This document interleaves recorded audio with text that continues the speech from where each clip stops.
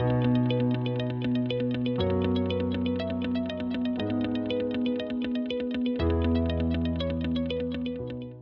everyone.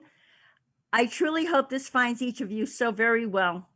I'm speaking to you from my studio in West Orange, New Jersey. Delighted to have this opportunity to interview author and educator Jeff Janssen, who will be speaking to us from Apex, North Carolina. After almost suffering a widowmaker heart attack at the relatively young age of 42, Jeff started seeking answers to life's biggest questions, such as, who am I? Why are we here? And what happens to us when we die? His serious quest to discover solid and soul satisfying answers to his questions led Jeff to the stories of over 2,500 near death experience accounts, which were synthesized into his enlightening new book that is titled 10 Life Changing Lessons from Heaven. Discover who you really are, why you're here, and how to find and fulfill your life's sacred purpose. I'll soon be asking Jeff questions about some of the life-changing lessons from heaven detailed in his book, answers to the questions he initially posed to himself, and more. Hi, Jeff. A warm welcome to Grief and Rebirth podcast. I really appreciate you having me on. Oh, it's such a pleasure. Such a pleasure. And you're an interesting guy. This is going to be a lot of fun. Yeah. Let's start our interview with this question.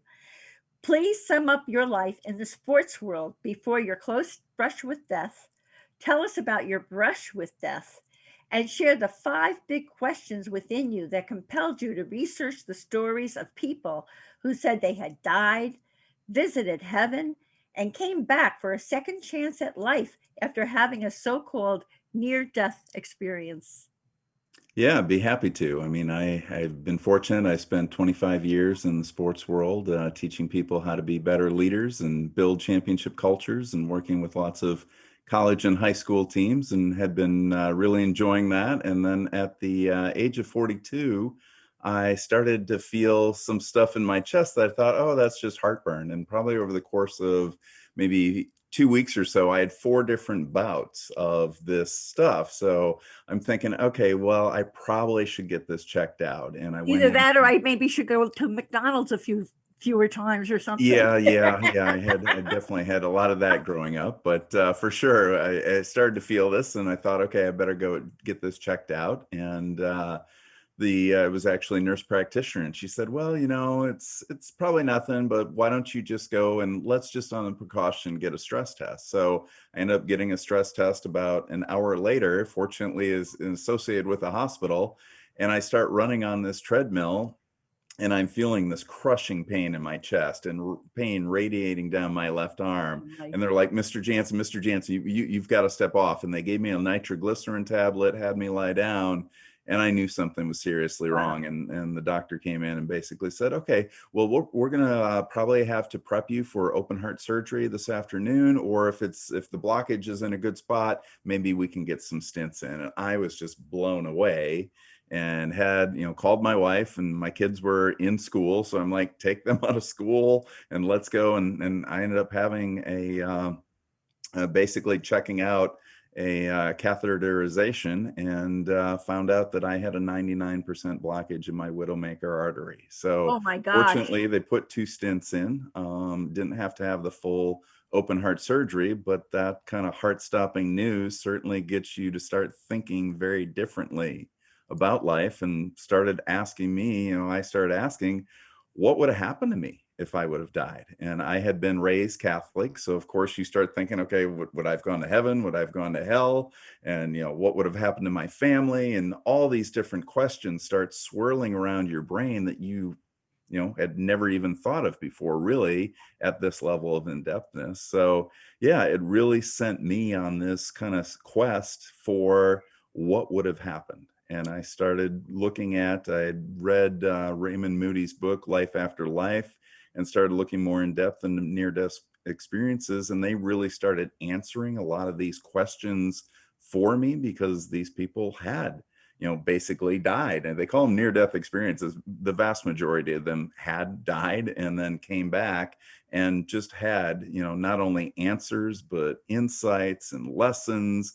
And all of these things just resonated with me and answered all the questions that I had and then some. So that kind of was what started me on that journey almost 10 years ago now. And I've still been on that journey. So it's been quite a change, but certainly a welcomed one, and has made me hopefully a much broader and kinder and more peaceful person than I probably was almost 10 years ago now. Absolutely. And all that contributes to helping you not have any more of those dang heart attacks or anything like that, too. Yeah. Yeah. 42, you were really young to go through that. So, after reading and listening to the over 2,500 near death experience accounts of the afterlife and the life changing lessons learned while there, you discovered striking similarities between the story's numerous nuggets of undeniable truth and profound wisdom. This brought you the realization that these people did indeed have an otherworldly experience and returned totally transformed. In what ways were they transformed, Jeff? Yeah, they were transformed in a lot of different ways. Certainly, one thing that they tend to do is they're much more loving. One of the biggest things that they experience on the other side is that it's almost for them indescribable or ineffable is often what they say, but basically this unconditional love. No matter what they had done in their lives, that this love, they could just feel it almost through every cell of their body. And when they come back, it's like, I want to try to emulate that love and I want to try to be that love with other people. They're much more forgiving people. They tend to, whatever religion they have, they tend to be much more accepting and more spiritual in what they do. A lot of them have relationship changes sometimes that the people who are in their lives, because of who they are and how they change, they kind of become different people. Their professions often change, and a lot of them eat a lot better. Some of them go from eating meat to vegetarian. So there's just a lot of emotional changes, a lot of psychological changes. For them, that competitive dog eat dog world out there isn't that big of a deal. They're less materialistic. So they become usually a lot of times more spiritually evolved people, almost close to instantaneously with this experience. But it often takes them 7, 8, 9, 10 years to figure out, okay, what happened to me? And this world that I thought I knew is now way bigger than what I originally thought it was. It kind of sounds like this love that they experience on the other side. Not only are they more loving to other people, but they have a more self-love also. They take better care of themselves. For sure. Yeah, it is something. It's just a transformative thing, as I said, both internally and externally. So, according to Gallup polls, approximately 16 to 19 million people in the United States have had a near death experience, or roughly 5 to 6% of the population. What are the most common elements experienced by near death experiencers, regardless of a person's race, religion, and gender? For instance, do they all travel through a tunnel to the other side? Yeah, each experience is unique, but they tend to have similar elements to them. Jeff Long has written several books on the near-death experience and can give you percentages of how many have the tunnel and how many have a life review and all that. But I'll go through some of the typical ones, and then each experience is different. But certainly, one of the things that a lot of them feel is this leaving their body, a rising up out of their body. And a lot of them are then watching the situation down below, whether it's a hospital situation and the doctors are working on them, or certainly a car accident like your experience. They're watching the situation. And a lot of times it's in a way that's almost detached from it. And it's like, that's kind of interesting down there. And they're watching this and they start to feel this unconditional love and this peace and this joy, even though they might have just been in an accident or just had a heart attack. It's they've left that physical body and now they're starting to spiritually move away from it all. And some may see a tunnel. They usually see a light.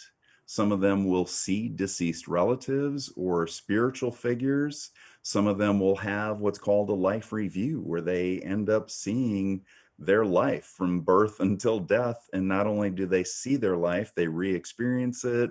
They experience it from other people's perspective. They have a bigger picture understanding of why people might hurt them or why they might hurt other people. So there's lots of different elements, but it's often that they get to almost a border or a point of no return.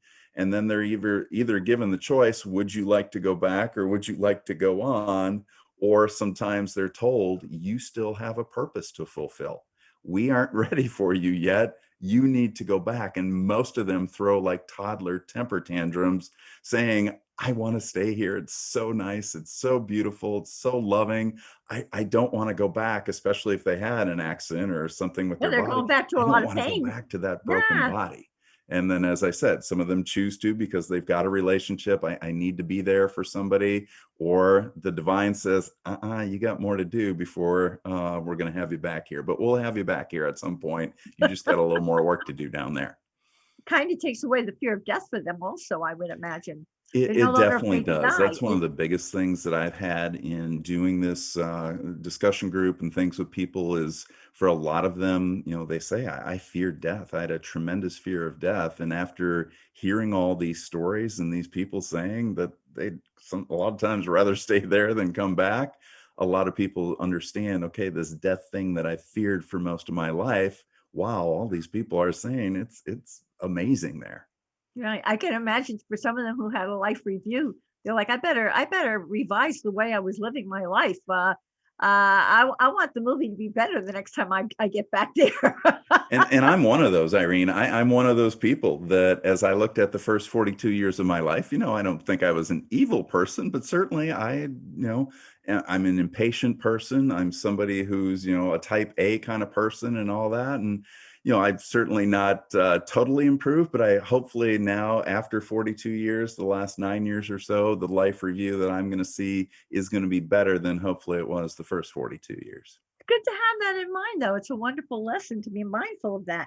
And you have a fascinating story that I just loved about this woman who survived a plane crash.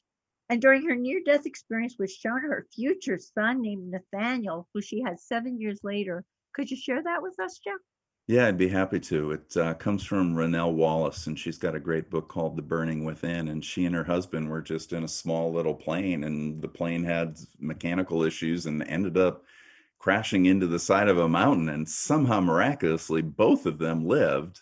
And it was in this remote mountain, and she basically, had burns all across her face. I think a good portion of her body was burned, but they were able to, walk, I think, a few miles and get some help. But during this experience, she had a near-death experience, and she's, leaving her body, and her grandmother appears to her and says, "Oh, Renelle, when you go back," and Renelle's like, "I'm not going back. Look at me down there. My face is basically melted off.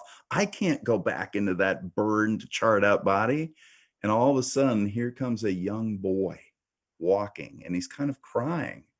And Renelle's like, "Who's that, Grandma?" "Oh, well, that's your son, Nathaniel. He's going to be coming to you, but if you decide that you can't go back, he's not going to get his opportunity to come to Earth Wow. and learn his lessons. So, Renelle, what would you like to do?" And she's looking at this kid who's going to be her son, and she decides, even though she's got to go back into this broken Oh my body that's God. been burned, she's going to go back and decide to be his mother and help him. And sure enough, 7 years later, after this accident, she has a son, and of course, names him Nathaniel. So, quite a powerful story in terms of the things that we can experience and the purpose that we have in life. Right. What a validation that this is real, also. My Yeah. goodness. Well, near death experiences often meet loved ones who've passed on before them. Like you said, she saw her grandmother.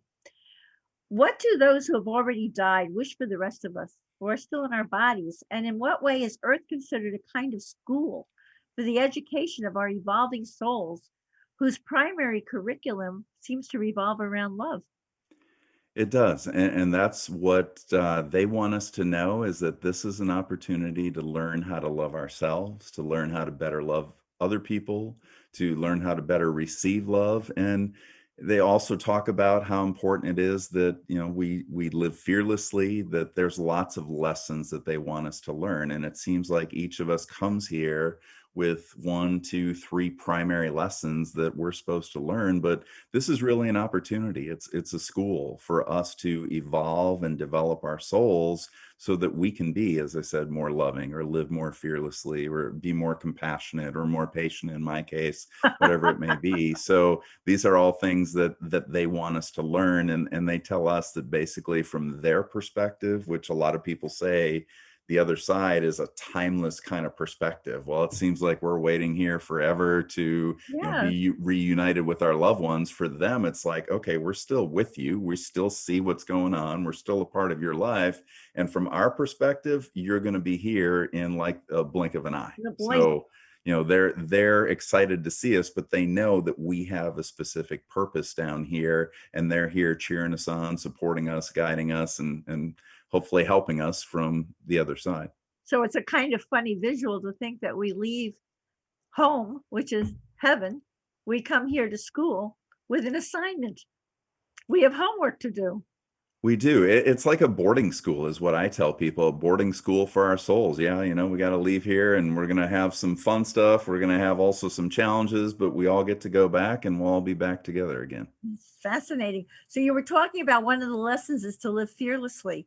So for our listeners, what's the difference between living in fear, which I think many people live in fear, and living fearlessly? Because do you throw caution out the window? I mean, what is that difference?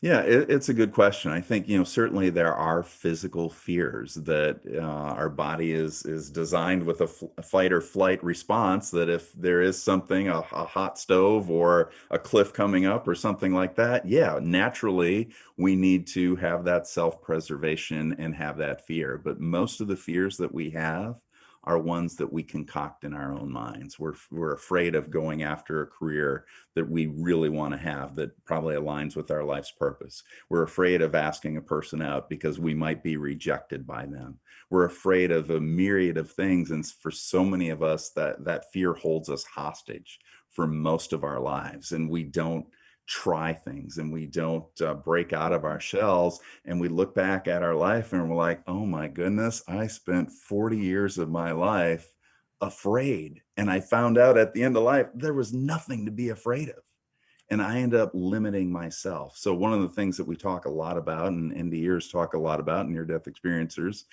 talk a lot about, is to live fearlessly. Anita Morjani, some of your listeners might be familiar with, and she talks so much that she lived her whole life out of fear and ended up in her near death experiences and realizing, wow, most of the fears I had were never even real. And she lives now much more fearlessly and encourages us to do the same thing. It's a great message. And then another lesson is to work purposely, that we're all spiritual beings on a human mission with an assignment of love. Tell us about that. Yeah, it seems like every one of us has at least one, if not multiple purposes during different phases of our lives. One of those purposes could be being a parent. One of those purposes might be helping a friend or a relative through a terminal illness. One of those purposes might be aligned with our career and what we're supposed to do. So it seems like the near death experiencers tell us we have a purpose in the world to make it a better place, to make it a more loving place. But oftentimes we also have an internal purpose that our soul wants to get better at something. And we're thrown a bunch of challenges and a bunch of adversities, and we're asked to see if we can respond with love or respond with patience. So it's like we have, not only an external purpose, but also an internal purpose that we're here. And as I said, if we haven't yet achieved that, sometimes we're told, we'll accept you eventually, but you still have You to still got do more to your learn. work down there. You've got something to do. People are relying on you. Jeff, that would seem to me to point to the fact that we each have a choice when we have challenges that come along and things that happen. You can really go the low road or you can go the high road, and you have a choice about how you handle different things. Absolutely correct. That is one of the biggest things that near-death experiencers tell us, is that life is just choice after choice after choice after choice. And number one, we have to recognize that choice. And then number two, we have to think, okay, are we making a choice based out of love, or are we making a choice based out of fear? And hopefully, as time goes on and we learn our lessons, we're making many more choices based out of love than the ones based out of fear. Or you go back and you have to repeat some of your experiences, right? I would think. Oftentimes you do, yeah. We're often taught that we get lessons presented to us, and if we keep not getting that lesson, it's going to come back, and usually a lot tougher as time goes on to really try to get it through our head. Hey, let's see if we can respond differently with this. So one of my favorite things that I read in your book is that near-death experiencers return accepting others non-judgmentally and loving everyone, which is a great lesson. But does this mean that we're all supposed to excuse bad behavior? And what's the difference between judgment and discernment? You spoke about Yeah, that a too. great question. Dave Bennett, who's a near-death experiencer, his book is called Voyage of Purpose. He said that was one of the things that he learned during his near-death experience was so many of us judge people. We judge people Oh, it's based on their huge. looks. We judge people Yes. based on their income, based on their sexual orientation, all these different things. And what he learned on the other side is that we are all loved no matter who we are, no matter what we've done in life, that there is no favorite group, that only this group is going to get to the other side and this group is not going to get to the other side. And what he said he learned is there's certain things or certain behaviors that may not be a fit for him, that may not work in his life, but I'm not going to put a label on it as bad or negative or evil or anything like that. I'm going to say, you know what, that's not a fit for me. And I choose not to spend my time with those people who want to do those things, or So I'm not that's going to support discernment. them financially. That's discernment. That is discernment, Discernment. exactly. So you're trying to say it's a fit for me or it's not, but it's not good or not bad in one way. It's just it fits or it doesn't fit for me. That's a great way. That's a really great way to see that, because we all have people in our lives that we judge as bad people, or we say, in my particular case, I'll say, I'm going to detach from that person with love. That's a toxic person for me, but I like the way you put it. That person or what they do is just not a good fit for me.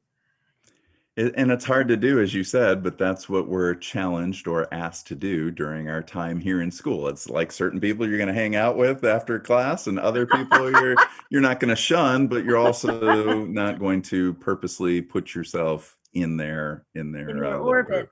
Yeah. So you learn that many hardships that arise may have been planned to teach us specific areas we want to improve. When are they planned? And how do these challenges help us to improve?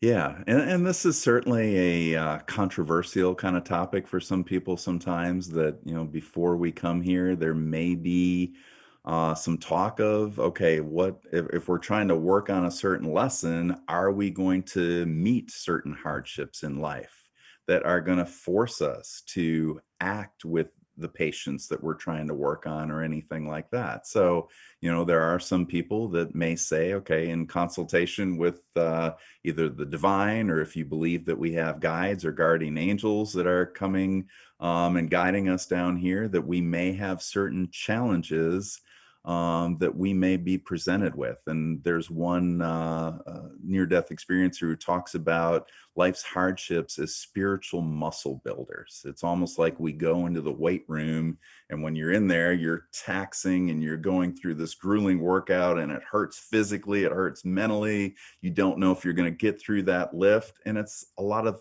the same things in life with the grief that we experience. It's emotionally draining, it's physically draining. You don't know if you can get through that. But oftentimes it's those things that help us find something in us that we wouldn't have realized without that searing pain and grief. There's a great example of the lodgepole pine cone, that the only way that this pine cone ever opens up is if it has this high searing heat of a forest fire.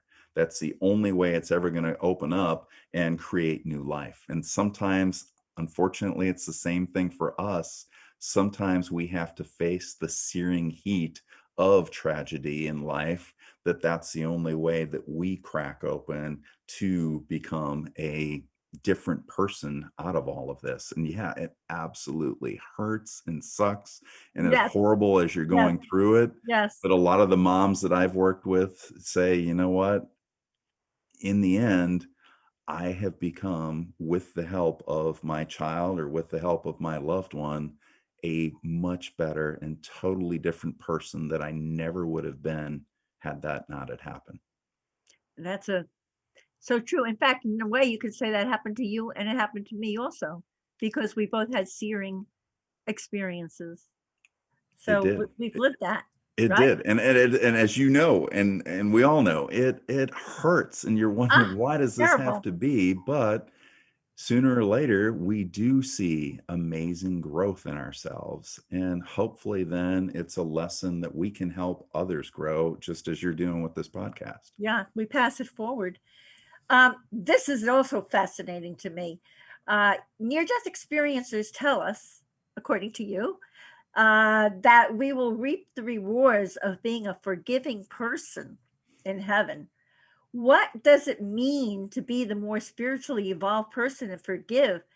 And what rewards will that bring us in heaven? Do we get extra cookies? We get a glass of champagne? It would be nice. It would be nice if I could guarantee you that. But Daniel Brinkley, some of your people might be familiar with him. He's probably one of the more famous NDErs. He's been on Oprah, I believe, and The Tonight Show, and has several books out, and actually has a movie about him as well. I think it's called Saved by the Light. He said that he learned in his near-death experience was that forgiveness was probably the best sign of our spiritual development, because in essence we're asked to love unconditionally people who hurt us physically, people who hurt us financially, emotionally, spiritually, you name it. We're asked to say, I forgive you. And that's one of the toughest ones, I think, out of these 10 lessons that I learned. And for sometimes it's forgiving other people for the hurt they caused for us. And one of the things that near death experiencers tell us is they get to see what the person's intention was and what drove that behavior. And probably 99 times out of 100, that person had such a hurt inside of themselves that they didn't know how to process, that they didn't know how to work through, that they didn't know how to recover from. And that hurt was easier to throw on somebody else and hurt them and bring them down to the same miserable feeling they were feeling. And they see that and they understand that in their life review, and somehow they're able to feel some understanding and some empathy and even forgiveness, because now they know it wasn't a personal thing necessarily.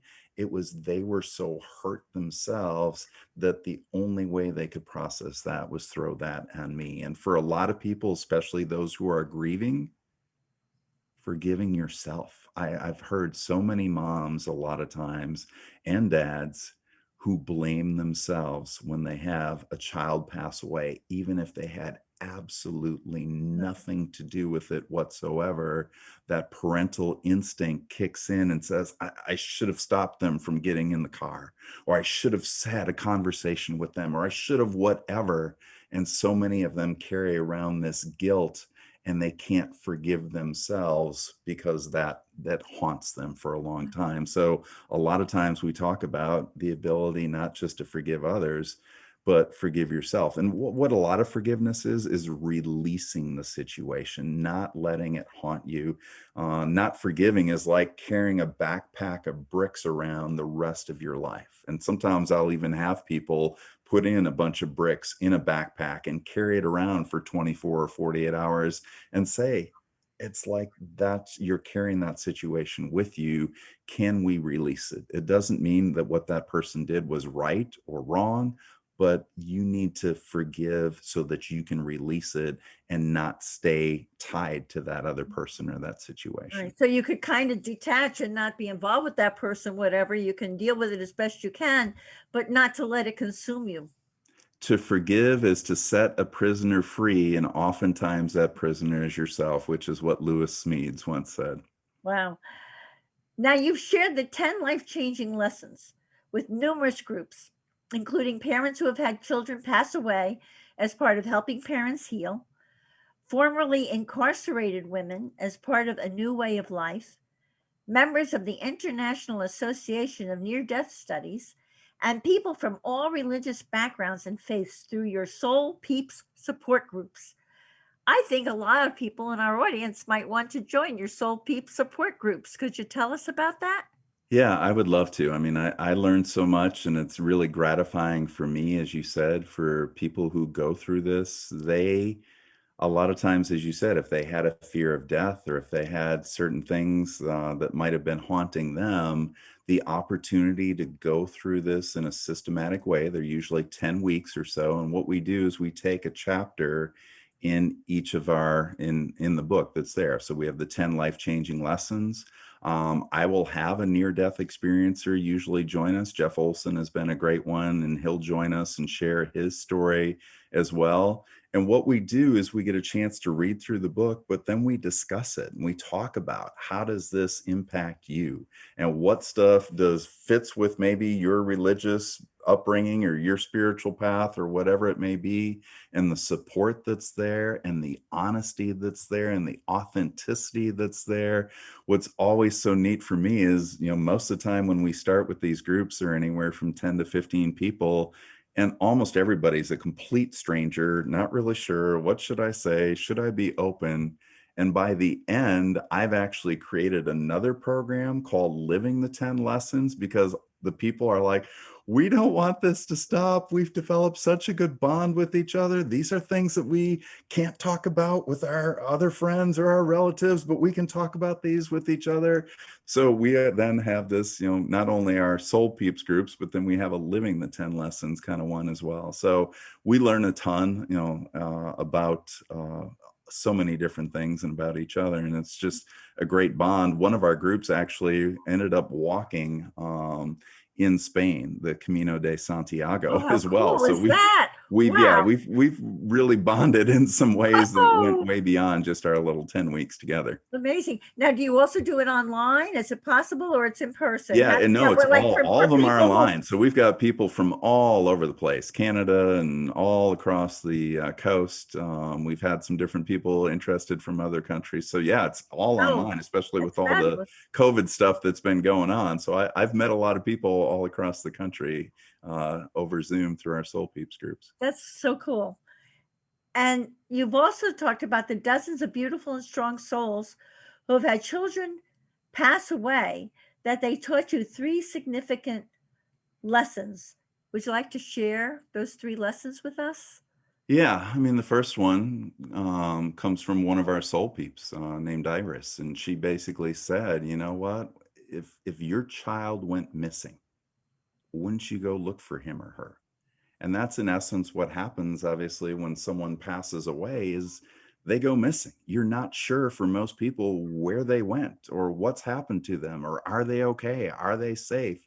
So for a lot of, people who are grieving, it sends them on this spiritual quest and this journey, much like me for 42 years. Oh yeah, there's probably heaven or something like that. But now it's like, oh my goodness, where would I have gone? And parents who lose kids or spouses who lose a spouse or whatever, you want to know what happened to them and Absolutely. where they went. So that's one of the things that, just as if you had had somebody go missing, you try to find out where they went. And for a lot of these parents, they end up going on a spiritual quest for it. So that's one that I learned for sure. A second one is that for a lot of people, this is for ND years, their life is on a certain trajectory.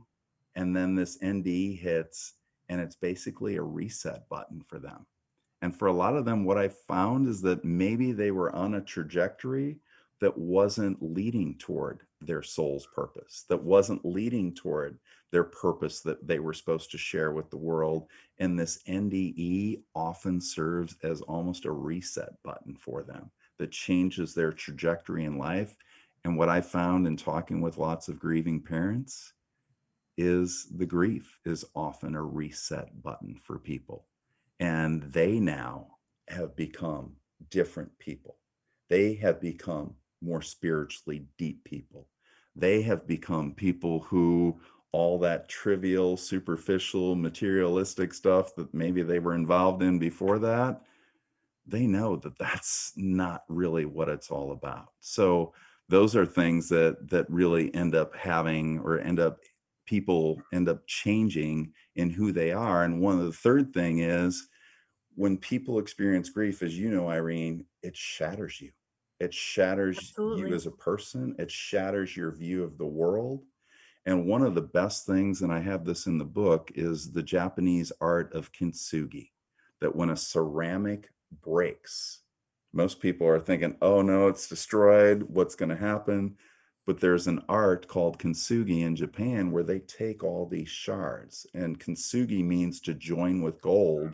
And they take this golden glue and they put pieces back together.